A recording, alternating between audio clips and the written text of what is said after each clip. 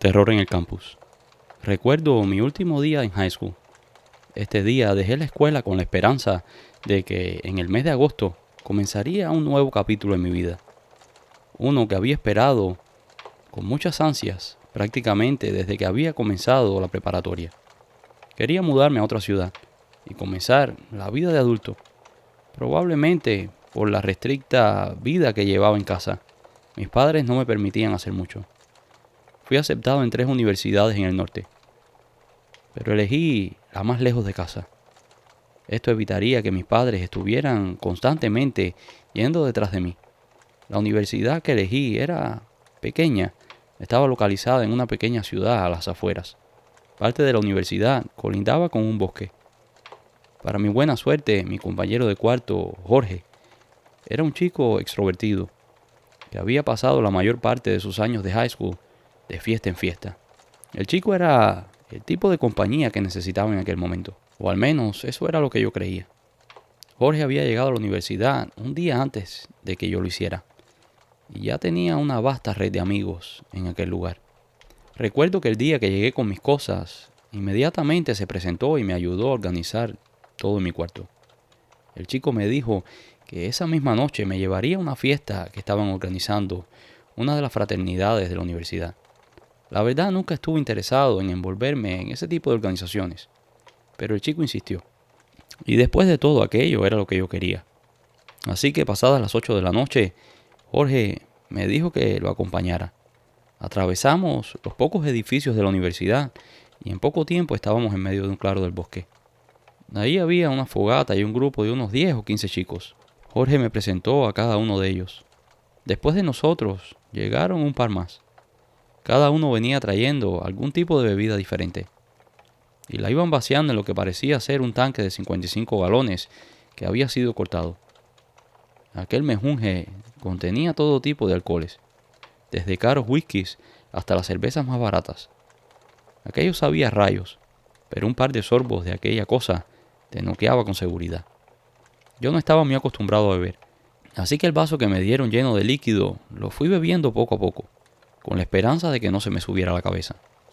Estuvimos allí hasta después de las 4 de la mañana. No teníamos prisa, pues las clases no comenzaban hasta la semana siguiente. A la noche siguiente se repitió la misma operación. Todos nos reunimos en aquel claro del bosque.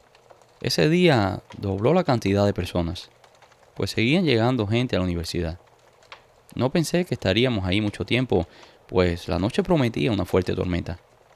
El cielo estaba oscuro, no se veían ni siquiera las estrellas. La noche estaba animada con música. Los chicos bailaban, otros bebían, otros contaban chistes, pero de pronto se escuchó como un grupo de gente comenzó a correr a nuestro alrededor. Inmediatamente alguien ordenó que apagaran la música. Todos prestamos atención. Era un sonido extraño. A veces parecía que eran muchas personas y a veces parecía que era una sola. En ese instante aparecieron varias navajas que estaban en los bolsillos de los asistentes. Más de uno retó a aquel o a aquellos que estaban haciendo aquel sonido a que se mostraran y que vinieran a ver si de verdad eran tan guapos. Allí habían varios de los jugadores de fútbol, chicos de más de 6 pies de altura, con unas masas musculares impresionantes. Y además de eso, estaban armados con armas blancas. Pero todo quedó en silencio. Así que la fiesta continuó. Algunos de los asistentes ofrecieron teorías que tal vez eran los locales que estaban molestos porque estábamos allí. Poco después regresamos a nuestras habitaciones. Días después que habían comenzado las clases, tuvimos otra de aquellas fiestas. Todo parecía ir bien, como de costumbre, hasta que a las 3 de la mañana se comenzaron a sentir ruidos que estremecían todo el lugar. Ahora parecían algo más fuertes, como si fueran jinetes a caballo. Hasta los más valientes, aquellos que días antes habían sacado sus navajas, se sintieron un poco asustados. La gente se veía desorientada y asustada. De pronto comenzó una lluvia de piedras y ramas a caer sobre nosotros. No había forma de saber de dónde venían. Como pudimos, fuimos buscando refugio detrás de los árboles que estaban en el sentido opuesto de donde venían las piedras y las ramas. Jorge estaba herido. Tenía una cortada bastante profunda en el lado derecho de la cara. Me quité mi camisa y con ella hice presión. Presioné sobre la herida para contener la hemorragia. Como pude lo saqué de allí y lo llevé directo al hospital. Detrás de nosotros llegaron otros chicos heridos.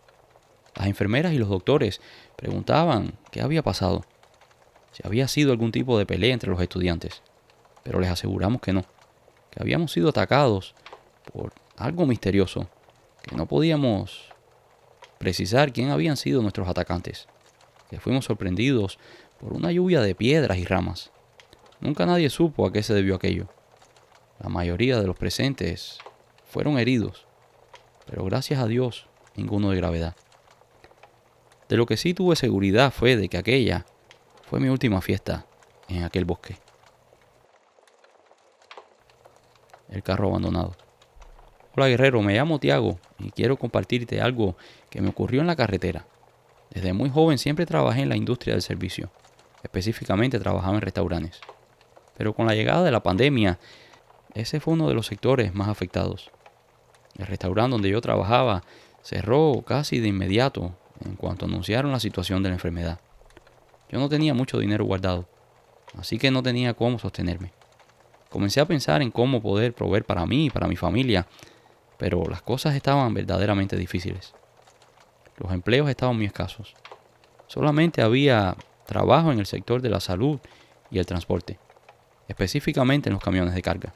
Como mi padre había sido camionero cuando yo era más joven, había tenido el deseo de trabajar en este rubro, pero en aquel tiempo no dejaba mucho dinero. Pero igual, por consejo de mi padre, saqué mi licencia comercial para poder conducir camiones. Así que comencé a buscar trabajo como chofer de camiones. Solo puse un par de aplicaciones y ese mismo día recibí una invitación para trabajar en una compañía de transporte con sede en la Florida. Los primeros viajes que me mandaron iban acompañados por un chofer experimentado.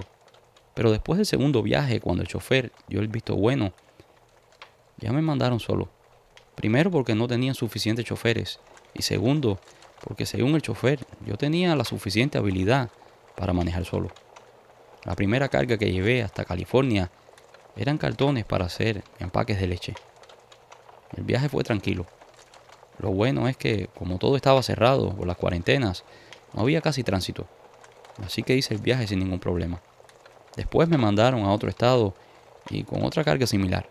Pasé casi un mes fuera de casa entre un viaje y otro, hasta que finalmente me mandaron a traer una carga a la Florida. Recuerdo que regresaba muy cansado de aquel viaje, pero ya me faltaban pocos kilómetros para llegar.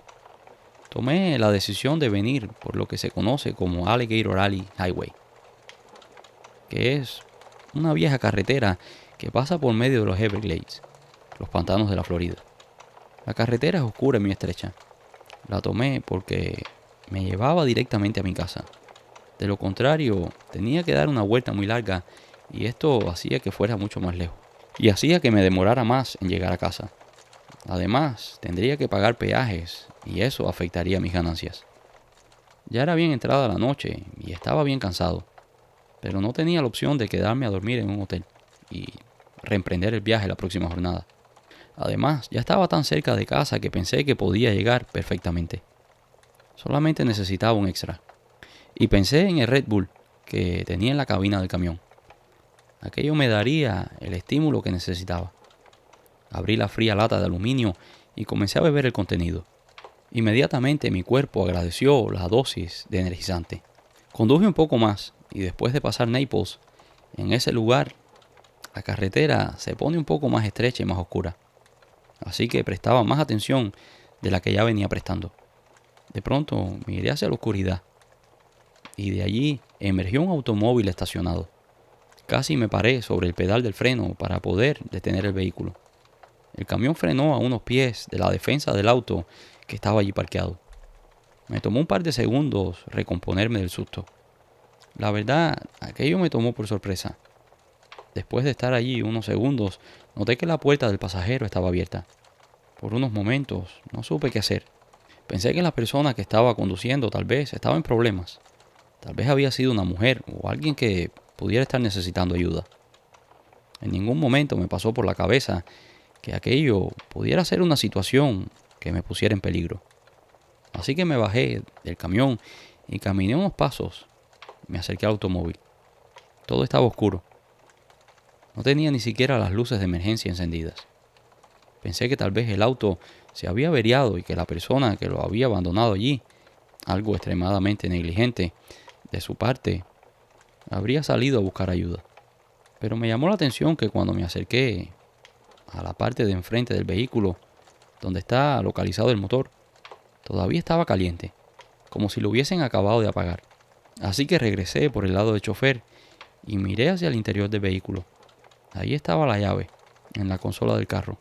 También pude ver una billetera de hombre. Asumí que las llaves serían las del vehículo. Pensé en entrar en el vehículo y ponerlo en neutro y empujarlo hacia una orilla de la carretera, para evitar que otro chofer fuera a chocar con aquel automóvil. Pero para mi sorpresa, en cuanto toqué el botón de encendido, el automóvil arrancó sin problemas. En ese momento escuché unos gritos. Venían de alguien que corría a todo galope hacia donde yo estaba. El hombre venía con uno de esos trajes de riesgo biológico. Inmediatamente salté del vehículo. El hombre también traía algo en la mano y venía gritando algo que no entendí. Le grité al hombre que solamente me había bajado para ver si necesitaba ayuda, pero el hombre no mostraba intenciones de parar y seguía corriendo hacia mí. Tenía una actitud amenazante. Me subí a mi camión y aceleré, alejándome de aquel lugar lo más rápido posible. Pero por el retrovisor pude ver algo que verdaderamente me perturbó. El hombre traía lo que parecía una pala en la mano, y el traje blanco que traía puesto estaba como manchado de la cintura hacia abajo. No sé por qué, pero aquella imagen verdaderamente me perturbó. En cuanto me recompuse, marqué al 911 para que enviaran a la policía a ver qué había pasado allí. No se me salía de la cabeza que tal vez aquel hombre se estaba deshaciendo de un cuerpo. Aquello no salía de mi cabeza. Días después, la policía me volvió a contactar. Me aseguraron de que no habían visto nada, de que no había nada fuera de lo común en aquel lugar. Con el tiempo he querido pensar que el hombre se estaba deshaciendo tal vez de algún animal de compañía que había fallecido, o que tal vez había sentido la necesidad de ir al baño. Quiero pensar que fue una de estas cosas menos problemáticas. Pero aquella fue la última vez que tomé aquella ruta. Nunca más me sentí cómodo pasando por allí. Y esto es todo por hoy. Espero que hayan disfrutado de este video. Si lo hicieron, déjanos un like. Y si no lo has hecho todavía, por favor suscríbete. Muchas gracias y nos vemos en el próximo video.